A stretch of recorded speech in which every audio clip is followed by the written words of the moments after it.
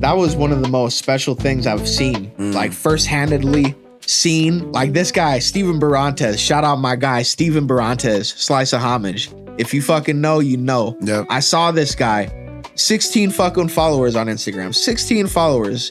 End of 2019. Making pizza in his fucking apartment. Delivering it himself. 16 followers. Fast forward 5 years. 35K. Top 100 places in the Bay Area to eat. 2 out of the last 5 years. Check the scoreboard. If you know, you know. Slice of Homage, #1. Straight up. And I can't wait till that Sunnyvale shop opens up, because I'm going to be there and it's going to be fucking sick. If you like pizza, you need to go to the Sunnyvale shop when it opens up. What's up, beautiful people? Don Bailey back in the building. Uncle Don, if you will. We are here supplying the need that you guys had the last 6 months or so. Sorry I've been on vacation. Not really vacation, just getting it all together. So we thought to get back to action. And first guest back, we got my man, Alex Molina. Thank you very much for being here, brother. Alex is one of many things. We'll start with his journey, man. I think back in the day, it's kind of interesting that like we run reps on the same jobs, same stomping grounds at different times. It's like on some like fourth dimension shit. It is. So like Alex, and we all got our own stories to tell about the same places that we've been. It's trippy, and they all fit in between too. Like my producer, you, they coincide. Everybody. Yeah, it's really random. Alex is also friends with the producer, and he's also known him for quite some time, like about 10, 12 years randomly. Yeah. Alex is about, so it's just full circle serendipitous. But we started together at SB2. We worked. I worked at Spaghetti Factory when I first came out here. You worked at Spaghetti. Yeah. I did not know you worked at the Spaghetti Factory, bro. That's crazy, bro. But I worked at some of those places. What was it like for you in your early days? Because I came out here. When I came out here, I was hustling, looking for all the jobs, and just realized that. Let me see that lighter, pimp. Oh yeah, there you go. All right, producer's going crazy. It's a smoking episode. If you didn't notice that, guys. All right, that's what we're doing. We'll get to that later. Put a pin in that. But it's interesting that like we go through different times, and for different reasons, we wind up at similar places. I started Spaghetti Factory when I got out here, and I was hustling, looking for jobs. Wasn't really my bad, no cap. I decided to do other things and went on to SB2, which ironically you wound up working at later on in the timeline, how this all plays out. But what was it like for you? Not just necessarily at Spaghetti Factory. Like you're like, we always talk about being industry or being in these different communities. That's what we're trying to get to and talk about today. We talk about the first community that you came across was the service industry. Yeah. How did your beginnings in the service industry lead you to your love for culinary arts? It took time. It took time. Really, it just it takes the right place. It takes the right place or the right person to just like open your mind up to it. And for me, like it wasn't the Spaghetti Factory that like what that like yeah. So I know, right? Like nah, it was a couple years later down the line, probably when I was like 16 or 17. I worked at this restaurant called Oak and Rye. It's a Michelin recommended restaurant in Los Gatos. They do like small pasta dishes, homemade burger buns and burgers and shit. They got gnocchi. They do really good food there, honestly. If you haven't been to Oak and Rye in Los Gatos, fuck with them. They're my people. Yeah. Unsponsored plug, so you know it's real. Yeah, unsponsored. But I got hired on there as a pizza maker, and like that was at the time, pizza was my favorite food. I was a fat kid. On that Ninja Turtle love pizza. I love pizza. Who's your favorite Ninja Turtle? When I remember at the time I'd been working construction, I had taken a small break from the kitchen for probably like a year and a half. And I got a call. I was putting out my resume on Indeed, and I got a call from the head pizza chef over at Oak and Rye, and he told me that he would show me how to make really good pizza, how they make it at the restaurant that he's from in New York. And he showed me how to make dough from scratch, the process of fermentation, how to make a sourdough starter so that you can boost your fermentation and flavor process. And I got to learn how to make fresh mozzarella, like by hand, which is super fucking sick. And if you haven't had fresh mozzarella, you need to go to Oak and Rye and get you some. Or SB2. SB2, I gave them the recipe. They got the fresh mozzarella at SB2. Get you a margarita. Stop sleeping. Don't sleep. Best in business. Anyways, though, I learned how to just work with a bunch of different, like really just how things are supposed to be done. You know what I mean? Like it seems like a lot of businesses nowadays, they're can I see that lighter again, Ronnie? Seems like a lot of places nowadays, they're just more focused on like the bottom line, like how can I make my money stretch? And it's like if you're doing things the right way and you are, you know, like taking pride in your work and the product that you're putting out, then like the money's gonna come. It doesn't matter if you're making a lot or a little right now. If you're doing things the right way, you're gonna be successful and you're gonna make money. But I think when you take shortcuts, that's when you fall off. That's when you fail, and that's when people forget about you. I think that's the difference between we call them, you know, in the industry, we call them like bar families. Like no matter where you're gonna go, there's gonna be anytime an owner owns multiple businesses, they're starting their own bar family, basically. So like the bar families that I know of at downtown San Jose, like the reasons why they get to expand, either they expand because they have a lot of revenue and a lot of money, or they expand because of the culture that they keep. And usually the places that are there because of the culture, it's a longer lasting process. Like for instance, you know, shout out George. George at OG, he started OG. Then he moved down. He's got OG. He has Paper Planes OG. Then he moved to Mini Boss to another joint. You know, and that's crazy. And I did not know all that was his. All that's his. Not only that, but it's also, if you want, I don't know. Yeah, with the neighbors. But as they lay down new stakes, they take they promote from within. So the server becomes the general manager of the next place, the one that trusted. So that way you build trust into. It's a dope ass product. I think it's the most. That's how it should be. Like especially if you're an owner of multiple businesses and you can, like, it just makes the most sense. Like, why wouldn't you? Like you take all this time to train people up and you give them everything that you know to try to make them better than you. It's like, why wouldn't you try to promote from within? And like, why wouldn't you try to build that culture? It's because they don't see the employees like equity. Like that's the thing about that I find in the service industry is that you're not just building training sessions. Equity. You're not doing all this stuff. You're building equity in your business. It's sweat equity in the quality of your business. You have good employees. You train them and how you want them to be good. And then they stay and they uphold all the mantras and all the things that your business runs off of. And for that exchange, you compensate them with loyalty, hopefully promotions, or some kind of incentivizing because you know how invaluable that is as a resource. Right. But we digress. But we could talk about this all day. We really could. But from your beginnings, you went to Oak and Rye. And then also I know that for a fact that one of the things that you did was starting Oaks and Rye. That's where you got the love for the culinary. Yeah. You also realized what your favorite medium or one of your favorite mediums would be between the pizza and then also doing some of your other culinaries. I know you from the other side. I know you like doing barbecue. I know you got a chance to do different things as far as culinary dishes from around the world that fall into new cuisine.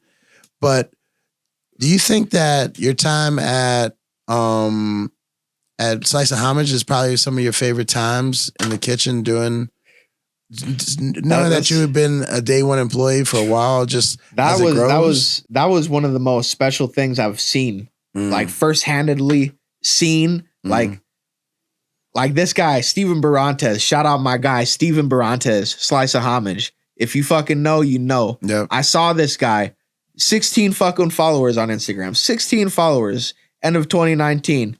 Making pizza in his fucking apartment, delivering it himself. 16 followers, fast forward 5 years, 35K, top 100 places in the Bay Area to eat, 2 out of the last 5 years. Check the scoreboard. If you know, you know. Slice of Homage, #1.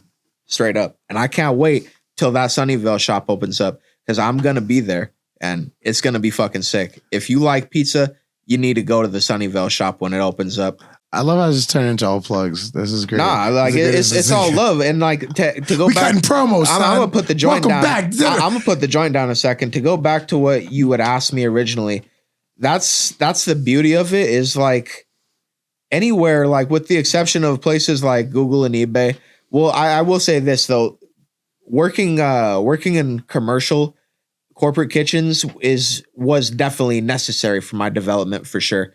because that was really like It's the 10,000 that was the turning point of where it became professional. Like I had the passion before, but it wasn't professional. I wasn't ironed out. And when I went to Google, I fucking it took a while.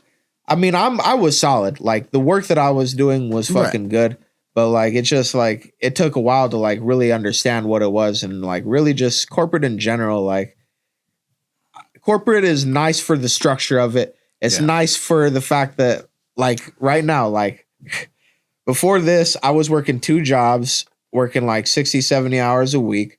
Now I work, and I was barely scraping by. Now I work 1 job. I get benefits. I work 40 hours a week. I'm getting paid more than I ever have. And I get nights and weekends off. Like it's crazy.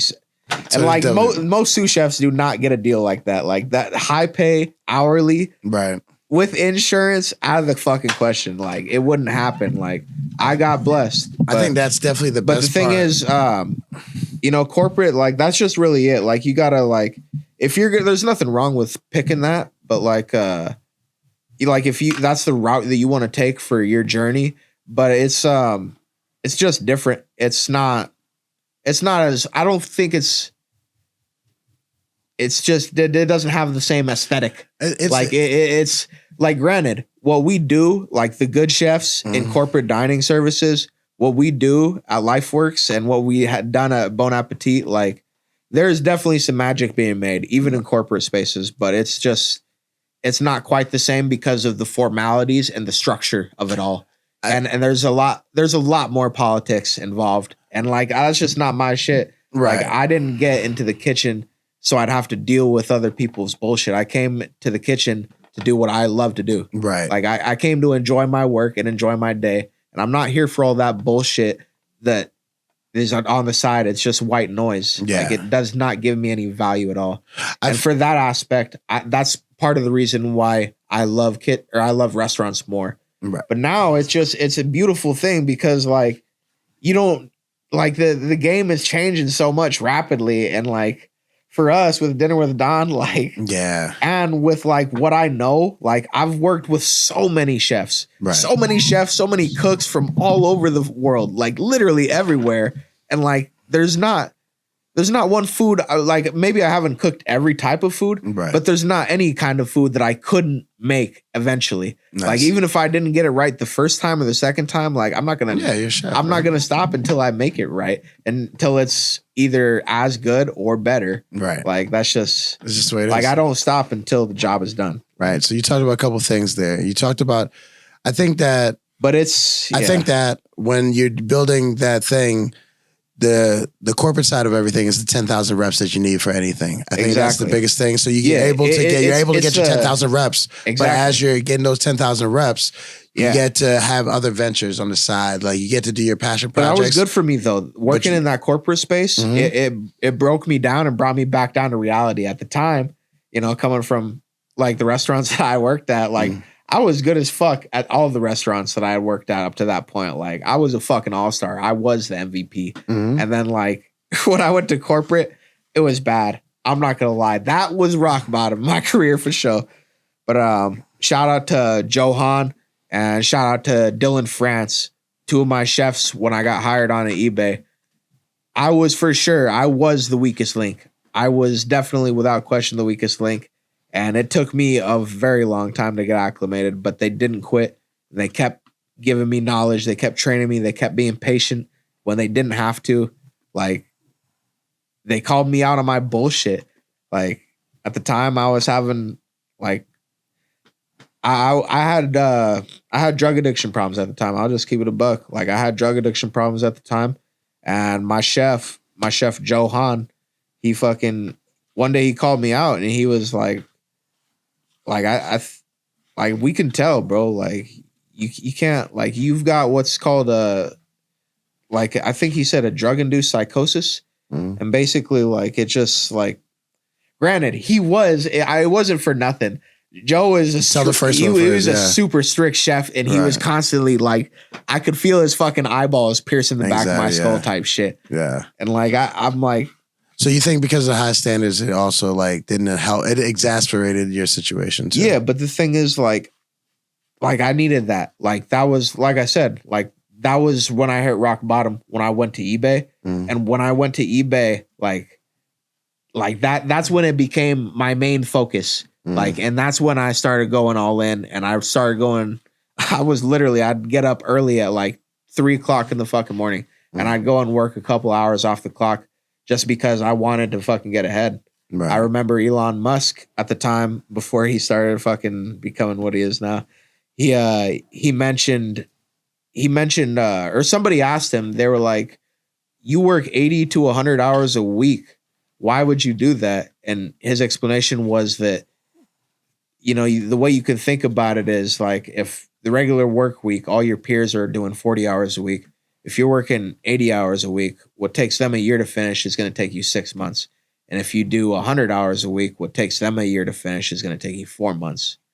So like with that in mind, like I was just trying, I was tired of being behind. I was tired of always playing catch up.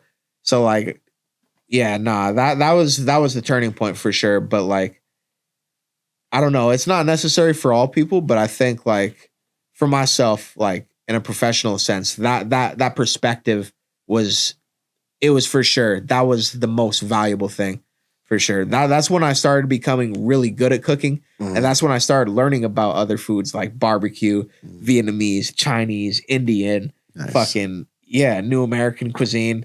And then like, man, SP2, man. SP2. I think it's been like the all around journey of like, I mean, I think when you're on a path, especially a professional path with a professional career, the steps that you take to build your own reputation, build your own self up, build your skill set up and your talent levels, it's like just like anything else. It's like they'll always be part of your DNA as long as you're doing your thing. Like I remember everything, and that's the beauty of new American cuisine is like, first of all, like that was one of the things that like had me like genuinely worried for the longest time before I found out about new American cuisine. Was I was worried that I would have to like pick one kind of food or another like professionally, and I was just gonna be in a fucking box for the rest of my life, or I was gonna be like have these standards set on me, and like I didn't want that. Like I want to be able to make other kinds of food. Yeah. Then I found out about New American, and it's like it's such a game changer, man. Like you can literally like under that umbrella, you can pay homage to classics. You can recreate new renditions of other dishes from all around the world. You can use ingredients from one cuisine and put it in another. Like, yeah, there's really like a lot of repurposing. It's interesting that you used to bring up the new American cuisine. I know that's one of your monster genres that you really claim, really stamp down 10 toes. Is it one, you know, it's kind of like a two-part question, you know. One is you like it because of the freedom and the flexibility to be able to continue to evolve. And as you see it in the world, is that the trend that's going on right now throughout the different neighborhoods, countries, states, that new cuisine is getting more popping? Or is it, are you positioning yourself to be in a genre that's successful and upcoming in the future? Both. Okay. All of the above, yeah. The only thing I don't think is like, I don't think new American cuisine is necessarily going to pop off in other countries like that. What do you think? But I think it's, what do you evaluate? Because it's not like a. What would you evaluate new American cuisine for people that don't understand exactly what it is? What would you define it as? It's full fusion food, basically, with full freedom to either one, when you have new American cuisine, you can either pay homage to classic recipes or dishes from all around the world. But the thing is, like, you don't have to necessarily follow the rules. Like, you could take ingredients from a completely different cuisine, or like a process, like a French process or a Mexican process of like grounding spices and chilies. Like, you know what I mean? Like, there's so many different medians of how to get from here to there with so many different ingredients. Like, it's fucking endless with like the crazy shit that's just waiting to be done. But the thing is, like, in order to do that, you have to actually know a lot about all kinds of food, which most people do not. Like, the only people who can do new American cuisine are people who know enough about food that they can do that. Nice. But like, it's a good point. You kind of have to be a cross expert in a lot of different fields just to have the sauce. So you mentioned earlier, Or at also, the very least, be a very, very smart and adaptable where like you don't necessarily like if you're good enough at cooking, like some chefs are just good enough that they could have never made something before and they'll fucking just completely fucking ace that shit first try, hands down. Like, but it just depends on you. Like, you know, some people need to be experts, but I think for me, like I'm in between. Like I'm not an expert by any means. I'm not claiming to be. right. But I know a lot about a ton of different food and I have learned from experts. And I take pride in what I do and I love what I do. And I'm definitely I feel blessed. Nice. So, like you mentioned earlier before, we got the new American cuisine. Everybody knows what that is. We have, like you mentioned before, it's kind of like a multiple community that we're in.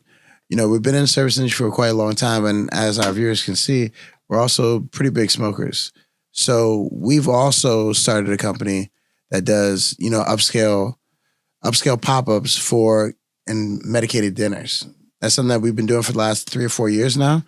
And we're under that new American cuisine branch that allows you to do a lot of the amazing things that you get to do.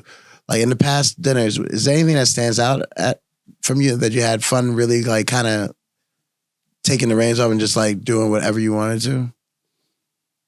All of it. Like that's what's so insane is like there's nothing that about the dinners I didn't love. Like Yeah. like granted, there are things that could have been done better. For sure. For sure. I think like, as we grow from a small company to a bigger company and as we go and through as I grow as a chef also. Like, yeah. You know. We're gonna go through these little ebbs and flows, and we've learned sure. quite a bit in the last 4 years. Definitely. And it's parlayed to some good successes and some nice wins. I remember some of the things like the different cuts of Wagyu that we get to talk about. We get to talk about the different snow cups, ceviches. Yep. I think like you having a medium to like really like explore and expand on your roots of the pizzas, of the barbecue, of the generalized being in different kitchens and pumping that information out. It kind of puts you in a good position to put out the best possible product. For sure, man.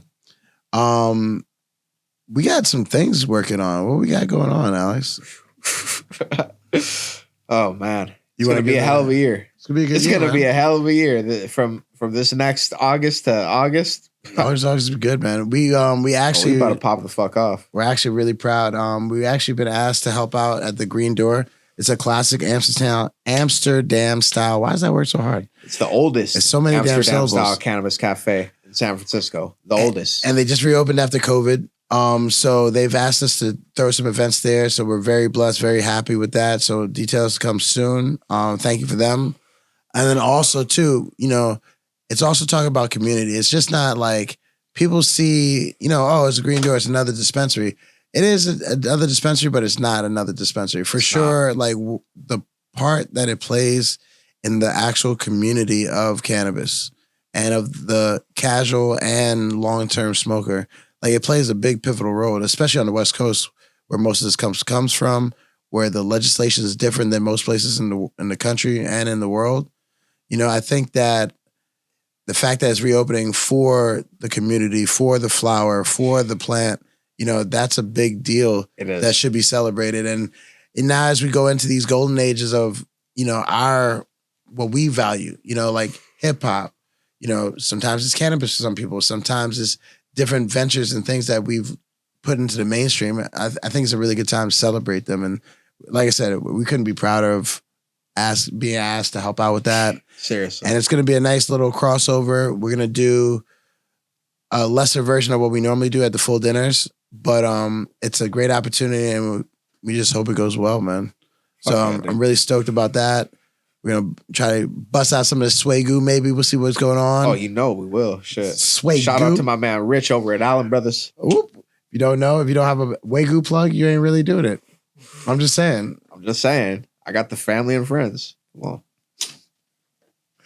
But we got this joint locked up. We got the beginnings, we got the middles, we got the ends. Is there anything else? You know, I think that the biggest thing about, you know, the dynamic that we started with the relationship that we started that parlayed into the business partner thing, I think the biggest thing was it just being based on positivity, respect. Yeah. You know, some of these old tenants, we were talking off panel about some different work situations and all that stuff. Like, it doesn't have to be hard.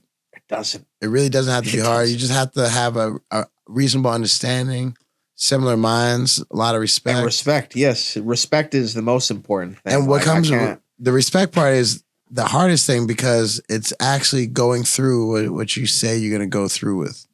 It's accountability at another level. Yeah, for sure. And I really appreciate you for that. And, you know, I've done my best to uphold my end of the bargain in all things. Likewise. But I think that's the biggest thing that, like, as you grow these businesses, as you have these moments with these people, they might bring intrinsic value, for lack of a better word. They might bring tangible things, connections. Well, that's not tangible. I'm not stupid. Cash, buildings, Right. assets. Right. But I think as you go into these different business ventures, I think the intangibles are the most important things, and that's what keeps businesses together. Trying to be there for each other, trying to pick each other up when you're low. I know it sounds corny, but I know that in all the jobs that I've had, the cats that had my back all the way up and down the chain are the reasons why I stayed at the jobs I stayed at. And I think that if you foster that kind of environment, I think that's just nothing but positive can come from. Exactly. Like if you create a place where people want to be at, like where people want to work, like, yeah, no, like that's just it. Like, and that's why I feel so blessed to have worked at SB2. That's why I feel so blessed to be where I'm at right now. Mm-hmm. Zoom in. It's like to have that kind of an environment where like it's like people can enjoy what they do and like they can get good at what they do because they enjoy it. Like that's special. Like it's so often where like a bot, like a manager or a coworker will just ruin the fucking vibe. And it just fucks it up for everybody. And it's just like a little salty salt. Yeah, bro. Like, it's just like a chain reaction. And just fucking, that shit festers and it fucking ruins places. It does. I've seen it several times over. Unfortunately, I've seen it too, man. I think that, like, when I was at SP2, I think the best thing and the thing that kept me there so long was I honestly felt like I was working at an all-star team, like for an all-star team. Yeah. And if I let someone down, that means that I wasn't an all-star in the chain of command of all-stars. You know, like it worked because there was never a situation where someone didn't have each other's back. Not that they were doing the most or they were the best employee. But it's just loyalty. Like we all fuck with each other like that. Like it's like that. And you don't want to see somebody fall down. I'm like, exactly. I've been like cats, like I'm a service industry dude. Like I'm a bartender for sure, but like I've done all the jobs in the service industry from the beginning to the top. I promise you. It's more than I have. I've been a prep cook before. I've been in the kitchen. I've done these things. He wants his lighter back. Oh, I got you. I find that, you know, once the reciprocating respect stops, then it's kind of hard to continue the dynamic, you know? And I think that's the thing. I think that as we look at these other businesses, you know, we always look at restaurants, bars, things like that, because that's our world. So that's the easiest thing to relate it to. But when you get the Georges of the world, you get the Cashes of the world, you get the Erics of the world that care about their business, care about the people, then things like that resonate with, you know, just the general public. And they're the reasons why they want to stay, develop, grow, and ascend to a different level. But as per always, sometimes people burn out. Some people want to do something different.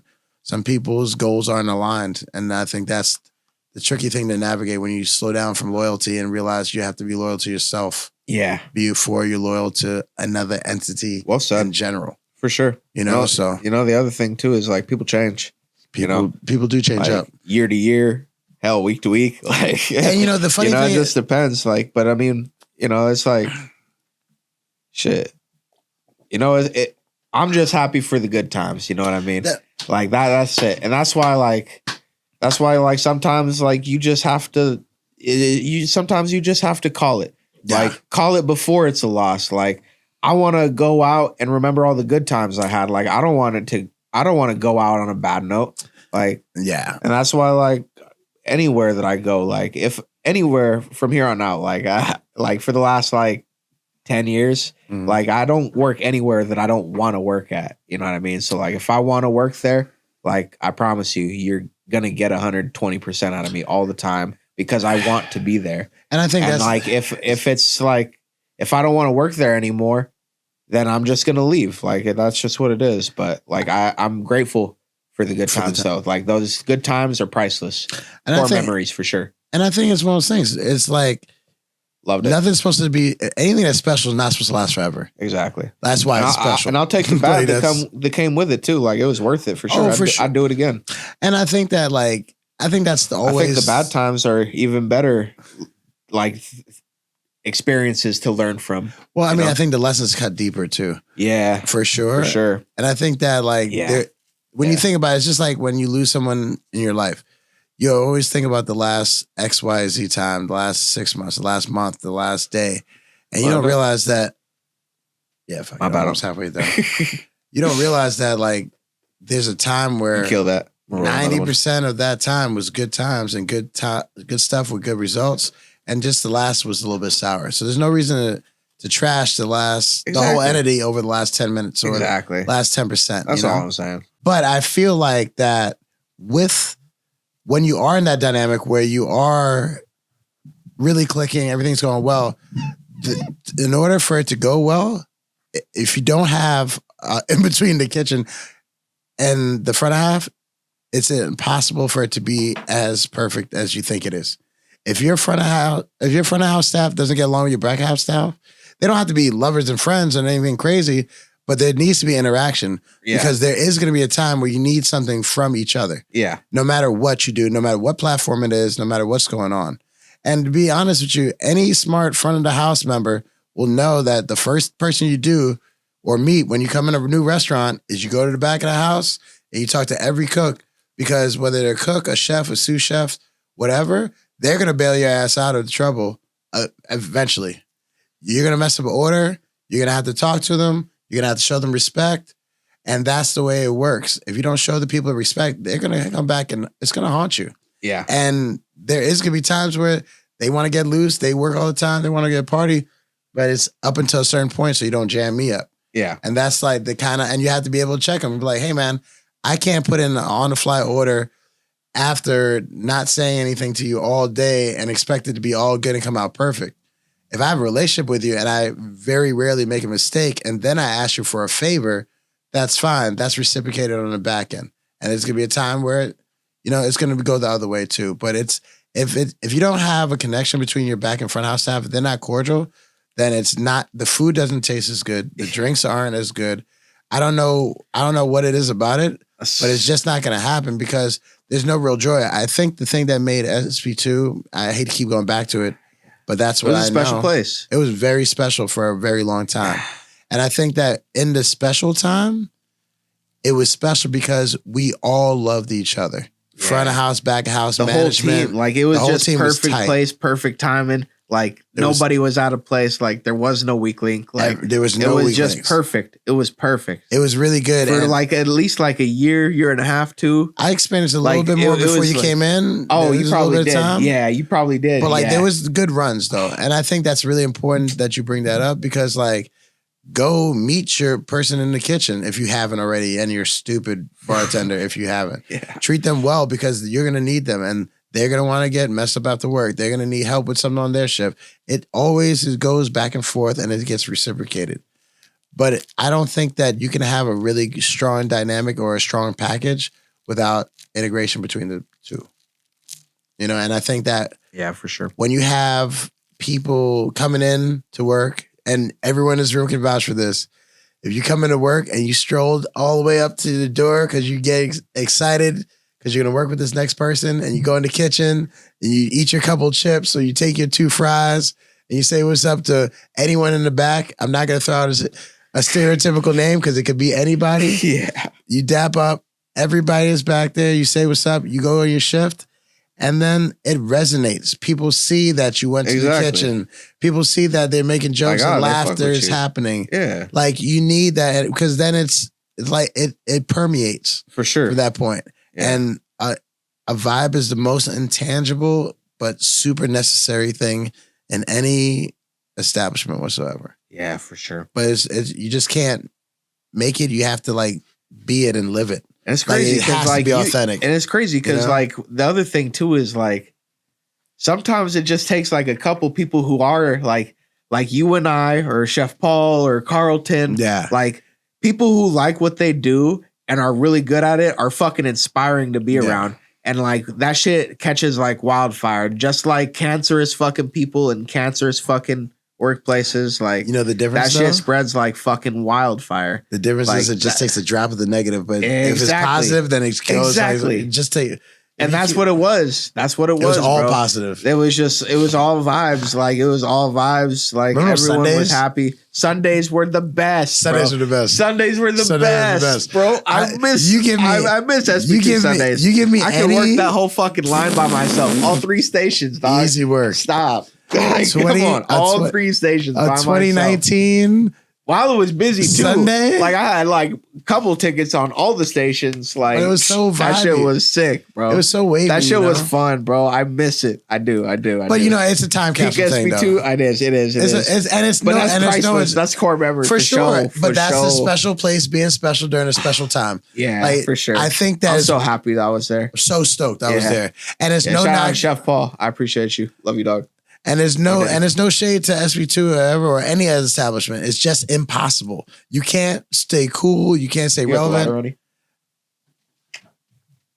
Look at you, hogging the lighter. Right? He's not even using it. He's just bullgoing that joint.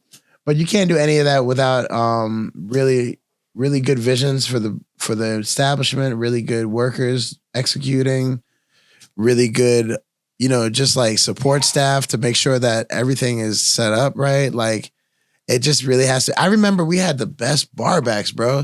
Like, I was one of them, man. But I mean, like, I feel like I remember when you were. But it was really strong. I think I've seen you bar back a couple of times. You know, it was really strong. You were okay. But I mean, like, all around. But like, I think like if you take, if you peep game though, like we were talking about, like just business in general. If you take that structure, you take the skeleton of that and you overlay it over whatever project you're trying to do. You know what I'm saying? Like if you do something with intention and love, it permeates and it's going to be what you want it to be. Money is one thing that's going to come and go, but like what you set it up to be can be envisioned because it's so strong in your daily movements and it's so ingrained in your business and corporation that like, that just is what it is. When someone comes from one of the dinners, they're like, oh, Don's doing all this stuff. He's saying what's up. He's such a good mood. Why wouldn't I be? My highest thing is servitude to good people. Exactly. That reciprocate good energy. And that's my call. That's my highest calling, bro. Exactly. Not like on some religious stuff, you know, no but it's like, that's what I can give to the world. Like that's what my legacy is. Like that's what I was meant to do. That's what you were meant to do. Like, it's just like, some people were just meant for it, like. But I mean, it's crazy. But you know, and I think that's crazy, the interesting thing. But you know, and it really do be like that though, because like, bro, both grandparents on both sides were chefs, like.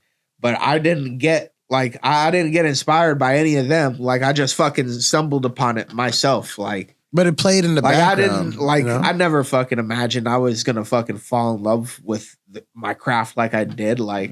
I originally like got into kitchens just like to make money as a kid, so I could buy weed really like before I had to pay rent and shit. Really? That's really it. Or to drink. Oh man, the San Jose State parties. You remember the San Jose State party? It's like sitting in a room full of helium. Of course, the room's gonna feel lighter type shit. Like you've always been around it, so it's not a big deal. Like you stayed with me for a little while before. In the past, and we cooked before, which was super enjoyable for me, man. I was sick. I had a great time. We had some. Oh man, we were eating good, bro. Yo, that Thai dish. Oh, bro, Thai dish, so smack. Wellington. Oh, bro, those were just beta cooks, like the Cambodian, Cambodian fire roasted corn. Yeah, y'all aren't ready. Like, yeah, I promise you, y'all are not ready. You need to come to the next dinner. But that was. But it's just like you said, like that all comes from like sitting there watching my mother and my grandmother, you know, cook. It's all they did for the family. They're the ones that cook for Thanksgiving. They're How much they enjoyed it? Well, I mean, that's the best part. They super enjoyed it. And you knew they were enjoying it because they were talking so much shit about it. But they never stopped and never broke serve. And they never, because that's how they're entertainers. They're They're That's what they people that love entertaining good people for the best reasons, and that's commiseration, and that's showing how lovely things could be. That's community, that's safety, that's it's so many different things that's rolled up in that.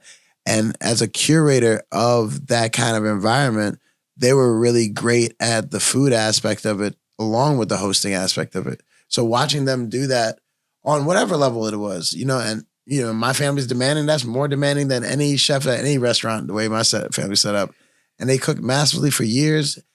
And all the hosts that rubs on you. It's like when you're fighting.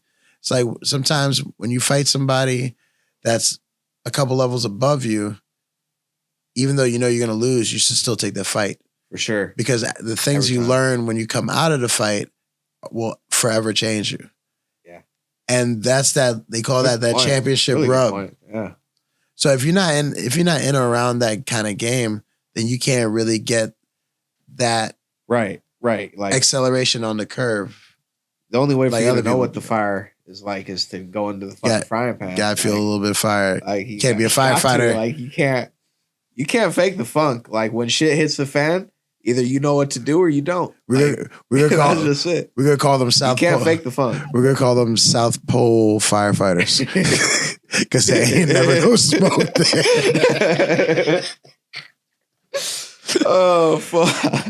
I'm dead. But no, it's so true though. But like that's like we were saying before. Like you could be good when it's easy. Like you could be good when it's kind of busy. But when shit really hits the fan, though, like and not only that. So I mean, that's what speaks to like you have SP2 is crazy. Oh, super those summers like those they don't deserve those stories. But like you were talking about, rap. They wouldn't believe it if I told them. Yeah, they wouldn't. No, you're right. So like that goes back to how you've had lineage of cooks on both sides. Like you've had both sides of your family.